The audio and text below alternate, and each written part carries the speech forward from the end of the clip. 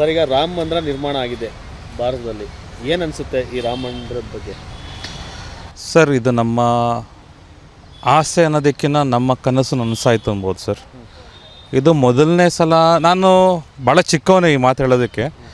ನಮಗೆಲ್ಲ ಹೇಳ್ತೇವೆ ರಾಮನಂತರ ಬೆಳಿ, ರಾಮನಂತರ ಇದ್ದು ಮುಂದೆ ಬಾಳು ಅಂತ ಎಲ್ಲ ಇವತ್ತಿಗೂ ನಮ್ಮ ತಾತಂದರಾಗಲಿ ನಮ್ಮ ಅಜ್ಜಿದಿರಾಗಲಿ ಅದೇ ಹೇಳೋದು. ಯಾರ ಥರ ಇರಬೇಕು? ರಾಮನ ಥರ ಇರಬೇಕಪ್ಪ, ರಾಮನ ಗುಣಗಳಿಗೆ ಹೊಂದ್ಕೊಂಡು ಹೋಗ್ರಪ್ಪ ಅಂತ. ಇವಾಗ ಬಾಲರಾಮ ಇದ್ದಾನೆ. ಬಾಲರಾಮ ಎಷ್ಟು ಮುಗ್ಧನಾಗಿದ್ದಾನೆ, ಅಷ್ಟು ಮುಗ್ಧವಾಗಿ ನಾವು ಬೆಳಿಬೇಕು. ಅದೇ ರೀತಿ ಸಮಾಜಕ್ಕೆ ಒಳ್ಳೇದು ಮಾಡಬೇಕು. ಎಲ್ಲರೂ ಹಿತದೃಷ್ಟಿಯಿಂದ ನಾವು ಬದುಕುವಂಥ ಒಂದು ದಾರಿಗೆ ಇದೊಂದು ರಾಮ ಮಂದಿರ. ನಮ್ಮ ಎಲ್ಲ ಹೇಳ್ತಾರೆ ಸರ್ವ ಜನಾಂಗದ ಶಾಂತಿಯ ತೋಟ ಅಂತ ಎಲ್ಲ ಹೇಳ್ತಾರೆ. ಆದರೆ ರಾಮ ಇರೋ ಜಾಗದಲ್ಲಿ ಅದು ಆಟೋಮೆಟಿಕ್ಕಾಗಿರುತ್ತೆ. ಅದು ನನ್ನ ಅಭಿಪ್ರಾಯ. ಬಟ್ ನಮಗೆ ಭಾಳ ಖುಷಿಯಾಗಿದೆ. ಇದು ನಮ್ಮ ಕನಸು ನನಸಾಗಿದೆ. ಇದು ನನಸು ಅನ್ನೋದಕ್ಕಿಂತ ಇದು ನಿಜ ಅನ್ನೋದು ನಮ್ಗೆ ಭಾಳ ಇನ್ನೂ ಖುಷಿ.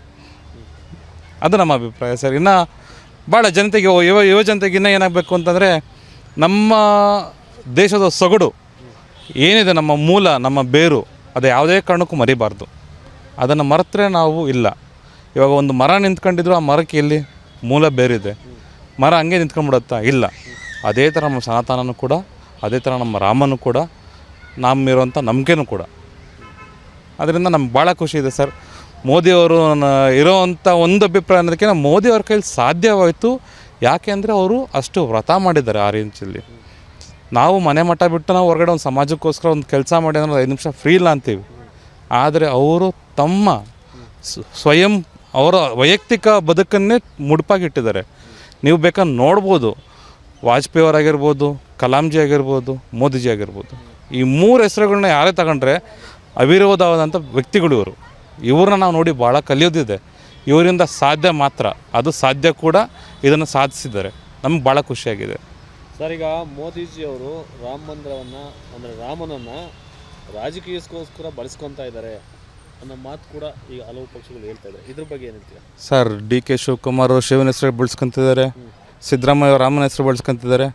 ರಾಮ ಅಂತ ಇದ್ದಿದ್ದು ತಾನೇ ಅವ್ರ ಹೆಸರು ಬಂದಿದ್ದು ಸಿದ್ದರಾಮಯ್ಯ ಅಂತ. ರಾಮನ ಇಲ್ಲಂದ್ರೆ ಸಿದ್ದರಾಮಯ್ಯ ಎಲ್ಲ ಬರ್ತಿತ್ತು, ಸಿದ್ಧ ಅಂತ ಬರ್ತಿತ್ತು. ಇವರು ಬಳಸ್ಕೊಂತಿಲ್ವ ಸರ್? ಹಾಗನ್ಬಿಟ್ಟು ಮೋದಿಜಿಯವ್ರು ಮಾಡಿರೋಂಥ ಕೆಲಸಕ್ಕೆ ಬಳಸ್ಕೊಂಡ್ರೆ ತಪ್ಪಿಲ್ಲ. ಇವಾಗ ಒಂದು ಬಸ್ ಸ್ಟಾಪ್ ಮಾಡಿದಂದರೆ ಬಸ್ ಸ್ಟಾಪ್ ಕೊಡುಗೆ ಇವ್ರದ್ದು ಅಂತ ಹಾಕಂತಾರೆ ಹೊರತು ಬೇರೆ ಕೊಡುಗೆ ಅಂತ ಹಾಕಂತಾರ? ತಪ್ಪೇನಿದೆ? ಮಾಡಿದ್ದಾರೆ, ಪ್ರೂವ್ ಮಾಡಿದ್ದಾರೆ, ಮಟ್ಟಿದ್ದಾರೆ. Let him use it. Politics ಅಂತ ಅನ್ಬೋದು, ಇಲ್ಲ ಅವರು ಮಾಡಿರೋಂಥ ಸಾಧನೆ ಇರ್ಬೋದು. ಇದನ್ನು ಇವಾಗ ನಮ್ಮ ಶಿವಶಕ್ತಿ ಪಾಯಿಂಟ್ ಅಂತ ಮಾಡಿದ್ರು ಚಂದ್ರನ ಮೇಲೆ. ಇವಾಗ ಅದನ್ನು ತಪ್ಪು ಅಂತ ಹೇಳಿದ್ರು. ಯಾಕೆ ತಪ್ಪು? ನಮ್ಮ ಸಾಧನೆ ಮಾಡಿದ್ದೀವಿ, ನಮ್ಮ ಭಾರತದ ಪಾಯಿಂಟಲ್ಲಿ ಹೇಳಬೇಕು. ಇವಾಗ ನಿಕೋಲಸ್ ಪಾಯಿಂಟ್ ಅಂತ ಹೇಳ್ತಾರೆ. ಯಾವುದು ಬೇರೆ ಬೇರೆ ಆಂಗ್ಲರು ಮಾಡಿರೋದೆಲ್ಲ ಅವ್ರದ್ದು ಯೂಸ್ ಮಾಡ್ತಾರೆ. ಅದಕ್ಕೆ ಅಬ್ಜೆಕ್ಷನ್ ಇಲ್ಲ ಇವರಿಗೆ. ನಮ್ಮ ಸ್ವಂತದ್ದು, ನಮ್ಮ ಸನಾತನದ್ದು ನಾವು ಯೂಸ್ ಮಾಡ್ಕೊಂಡು ಮಾಡಿರೋ ವ್ಯಕ್ತಿ ಅದನ್ನು ಉಪಯೋಗಿಸೋಕೆ ಹೋದರೆ ಅದು ತಪ್ಪು ಅಂತಂದರೆ, ಮೋದಿಯವ್ರು ಮಾಡಿರೋ ಕೆಲಸ ಭಾಳ ಒಳ್ಳೆಯದು. ಅದು ನಮ್ಗೆ ಭಾಳ ಇಷ್ಟ ಆಗಿದೆ. ಅದು ರಾಜಕೀಯ ಅಲ್ಲ, ಅದು ವೈಯಕ್ತಿಕವಾಗಿ ತಗೊಂಡಂದ್ರೂ ನಮ್ಗೆ ಭಾಳ ಖುಷಿನೇ. ಯಾಕಂದ್ರೆ ಸಾಧನೆ ಮಾಡಿದ್ದಾರೆ. ಇಲ್ಲ ಅನ್ನೋಕ್ಕಾಗೋದಿಲ್ವಲ್ಲ. ಅದನ್ನು ಪಡ್ಕೊಳ್ಳಿ ಬಿಡಿ. ರಾಜಕೀಯ ಶಕ್ತಿ ಇದನ್ನು ಅಡ್ಡಿನೇ ಅಲ್ಲ. ಬೇರೆಯವ್ರಿಗೆ ಹಂಗೆ ಅನಿಸ್ಬೋದು, ನಮ್ಗೆ ಹಂಗೆ ಅನಿಸ್ತಿಲ್ವೇ? ಓಟ್ ಹಾಕೋ ಸಿದ್ದರಾಮಯ್ಯ ಅವ್ರು ಓಟ್ ಹಾಕೋದಿಲ್ಲ BJPಗೆ, ನಾವು ಹಾಕೋದು. ಅವ್ರು ಹಾಕ್ತಾರೆ, ಅವ್ರು ಕೇಳಿ ಅವ್ರ ಮನಸ್ಸರಿಗೆ ಹೇಳಿ. ಅವ್ರು ಹಾಕೋದೇ ಇಲ್ಲ, ನಾವು ಹಾಕ್ತೀವಿ. ಓಟ್ ಅವ್ರು ಹಾಕೋದಿಲ್ವಲ್ಲ ಸರ್? ಅವ್ರ ಮನಸ್ಸಲ್ಲಿ ನಾವು ಕೇಳೋಕ್ಕಾಗಲ್ಲ. ಓಟ್ ಹಾಕೋರು ಮನಸ್ಸನ್ನ ಕೇಳಿದ್ರೆ ಹೇಳ್ತಾರೆ. ನಮ್ಗೆ ತೊಂದರೆನೇ ಇಲ್ಲ. ನಮ್ಗೆ ಭಾಳ ಖುಷಿ ಇದೆ. ಉಪಯೋಗಿಸ್ಕೊಳ್ಳಿ. ನಾವು ಓಟ್ ಹಾಕ್ತೀವಿ ಸರ್. ಓಕೆ, ತಮ್ಮ ಹೆಸರು ಸರ್? ಪ್ರಶಾಂತ್ ಕುಮಾರ್ ಅಂತ ಸರ್. ಸ್ವಾದಿಷ್ಟತೆಯ ಸ್ವಾದ, ತಾಜಾತನದ ಆಹ್ಲಾದ, ಉತ್ತಮ ಆರೋಗ್ಯ ಮತ್ತು ಹೆಚ್ಚಿನ ರೋಗ ನಿರೋಧಕ ಶಕ್ತಿಯ ವೃದ್ಧಿಗೆ ಈಗ ನಿಮಗೆ ಸಿಗುತ್ತಿದೆ ಉತ್ತಮ ಗುಣಮಟ್ಟದ ಪೌಷ್ಟಿಕಾಂಶ.